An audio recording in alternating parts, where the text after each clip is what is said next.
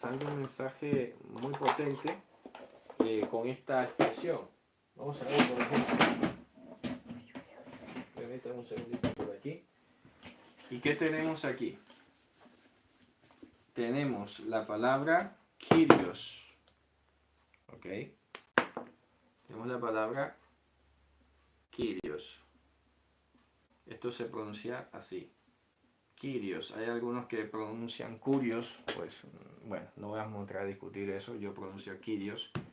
Y esto es Señor. Señor. Y se utiliza como equivalente para el Yud, He, Vav, He. O sea, es la misma palabra. No está diferenciando aquí. ¿Por qué? Porque la palabra Kyrios en griego está conectada con la idea de Señor en un sentido de una subordinación en la que participa la admiración y el respeto. ¿Ok? Admiración y respeto. ¿Por qué? Porque hay otra palabra en griego que es despotis, en la que prevalece otro tipo de relación, otro tipo de descripción, y de ahí viene la palabra déspota en castellano, que es casi como un tirano. Es una persona que en todo caso se le describe como alguien que puede hacer lo que quiera. O sea que no nos puede sorprender si en algún versículo Dios es llamado despotis, por ejemplo, porque puede hacer lo que quiera. Pero cuando usamos Kyrios, siempre se está refiriendo a este vínculo en el que hay propiedad, pero hay admiración y respeto. O sea, hay una sujeción natural, hay una sujeción ganada, por decirlo así. Entonces, ¿qué dice? En el versículo 9 dice, y los señores, aquí en castellano la Reina Valera pone, vosotros amos, dice señores, y los señores estas cosas hagan hacia ellos, o sea, hacia los que son siervos. Dice, depongan o quiten la presión o las amenazas. Déjense de amenazar. Le dice a los que son señores, no amenaces. La amenaza es la instrumentalización de una especie de ventaja, llamémosle así, lo que se llama posición dominante. Entonces, como yo soy el Señor, si no me obedeces, te pego.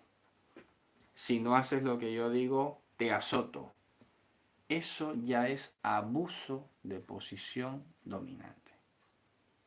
¿Ok? Fíjate qué impresionante esto. Ve a decirle esto hoy a los que son jefes en el mundo, al gerente de personal o al gerente de una empresa que te está amenazando con despedirte si no aumentas o si no haces una trampa. ¿Me explico? Entonces, no, si no haces esto o firmas este papel que es ilegal, te voto, te despido. Y muchas personas, lamentablemente, inclusive hermanos, sé que pasan por estas situaciones. Eso tienen que saber que se llama abuso de posición dominante. Hasta en el mundo está condenado. Lo que pasa es que tenemos que ser mucho más lectores, tenemos que conocer mejor el entorno en el que estamos. Muchas personas a veces padecen violencia en el trabajo, abusos, y no hacen nada porque les da miedo o porque ni siquiera conocen que se puede hacer algo, ¿sabes? Pero hasta en el mundo eso está penalizado, ¿no? Entonces ya el apóstol Pablo, parece mentira, pero esto no estaba regulado ni en Roma. Los esclavos no tenían derecho, es más, no eran considerados personas. Por lo tanto, tener esclavos era como tener un ganado. Tú podías pegarle, humillarlo, escupirlo, restregarlo en el piso, hacer lo que quisieras porque era tu propiedad. Y en tu propiedad nadie se mete. Pues aquí tenemos a Pablo metiéndose en la propiedad. Aquí Pablo está automáticamente primero introduciendo unas cláusulas bíblicas, porque ya sabemos que la Torá, por ejemplo, disponía que si alguien tenía un siervo y le golpeaba y le dañaba un ojo, lo tenía que dejar ir libre. Eso está escrito en la Torá, y hay otras regulaciones en la Torá en las que una persona estaba, o dicho de otra manera, en las que estaba limitado el poder que tenía el amo sobre el siervo. o el señor sobre el siervo. Que no se fuera a hacer la idea el creyente, que es que yo con mi esclavo hago lo que quiera. No, esa forma de pensar es romana, es de incrédulos. Tú, si eres creyente, tenlo claro, no puedes hacer lo que te dé la gana con lo que Dios te ha dado a administrar, que es la forma más bíblica de decirlo. Ni siquiera lo tienes. Ya antes he comentado que en hebreo no existe el verbo tener. Así que hemos recibido cosas en administración y como no son nuestras al fin y al cabo, sino de aquel que nos las ha dado, obviamente no podemos hacer lo que nos dé la gana con ello. Entonces Pablo empieza con un tema muy práctico. Deja la amenazadera. No amenaces. Tienes un poquito de autoridad, tienes un poquito de privilegio, tienes una posición dominante, no amenaces. Con eso ya se va desmontando muchísimas cosas. Esto es lo que más disfruto cuando estudio la escritura, porque nos da unas pautas muy prácticas que son al mismo tiempo pequeñitas, pero cuando tú las aplicas, automáticamente empieza a transformarse todo lo demás. Es impresionante. Entonces analicemos todos los rangos de relación que hemos estudiado.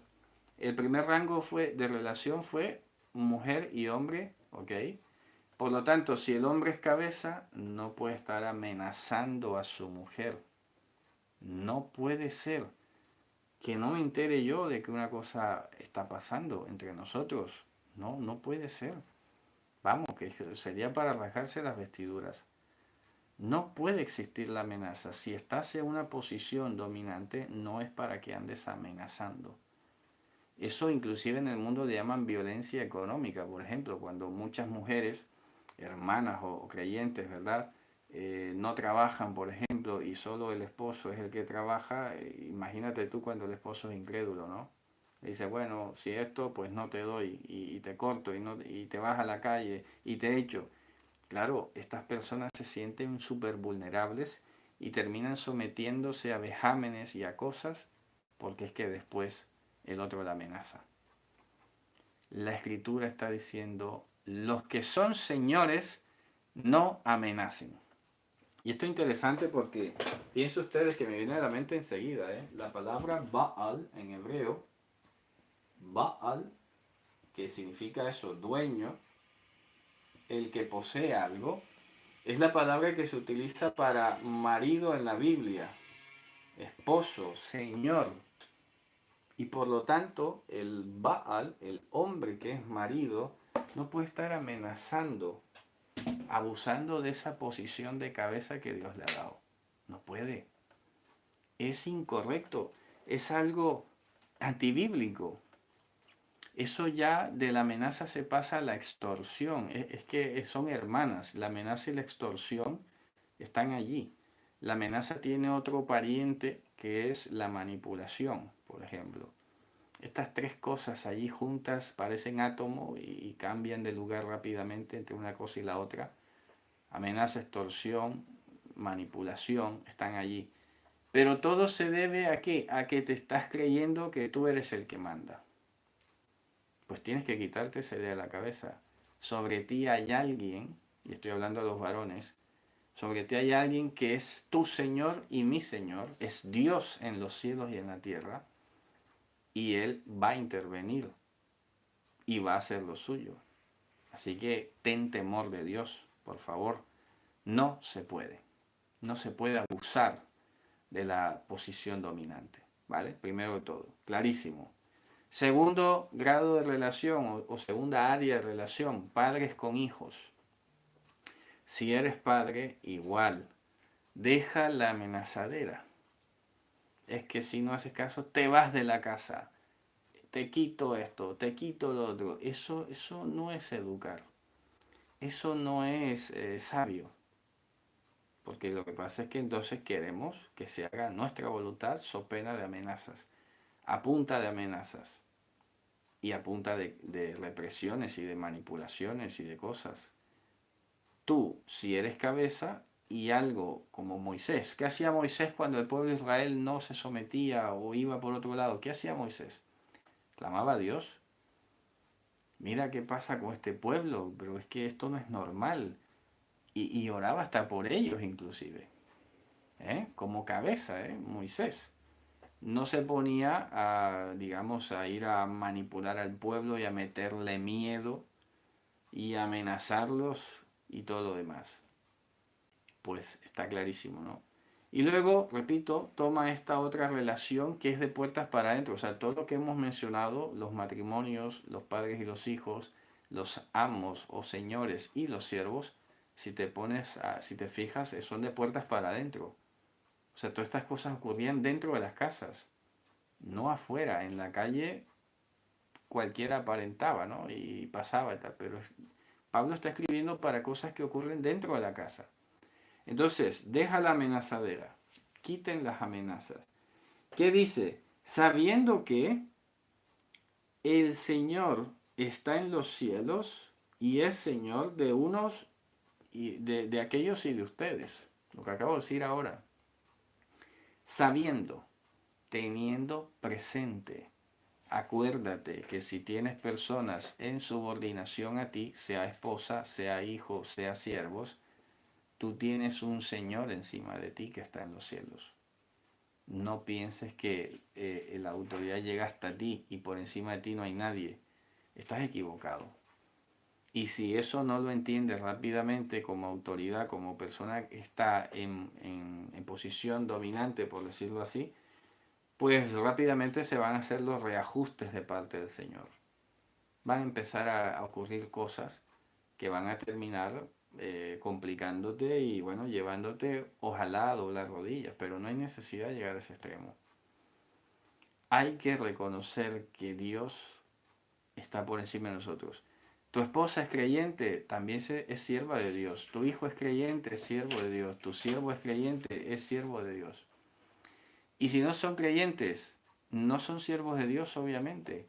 Y tal vez no puedes llegar a pretender a tener la misma sujeción que hay con una persona creyente. Eso está clarísimo. ¿Qué hace? Pues tener paciencia. Ser muy sabio, orar al Señor por la conversión de ellos. No puedes hacer más nada.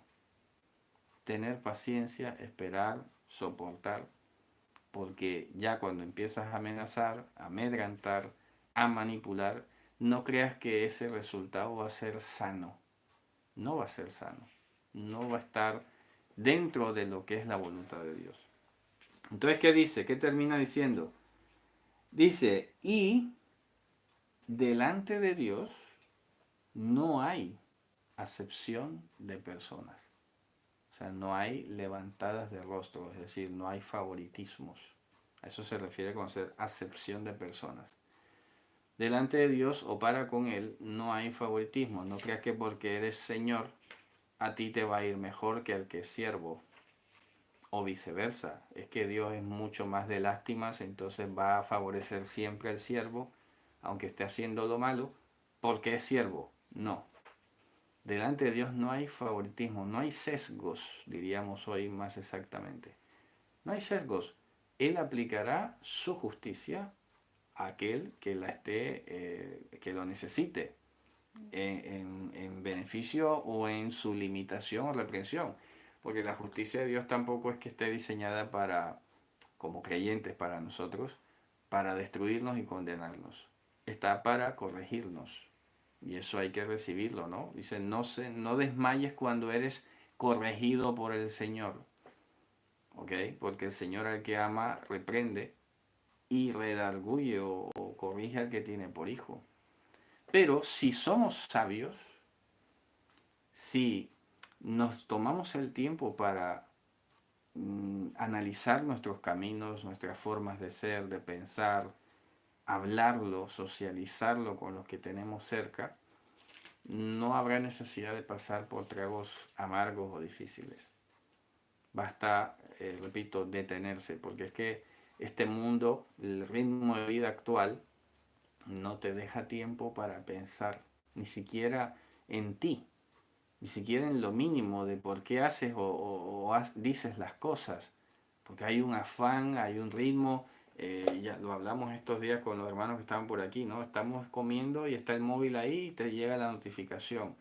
Y estás por ahí hablando y te llega un sonido y te mantienen como hiperestimulado que no te concentras. Entonces, habrá algunos casos en los que yo le diga a alguien, mira, ¿sabes qué? Cuando vayas a orar, apaga el móvil, por ejemplo. O déjalo en la otra habitación en silencio.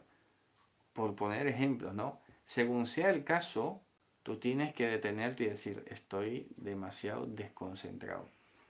Estoy como perdiendo la visión de las cosas.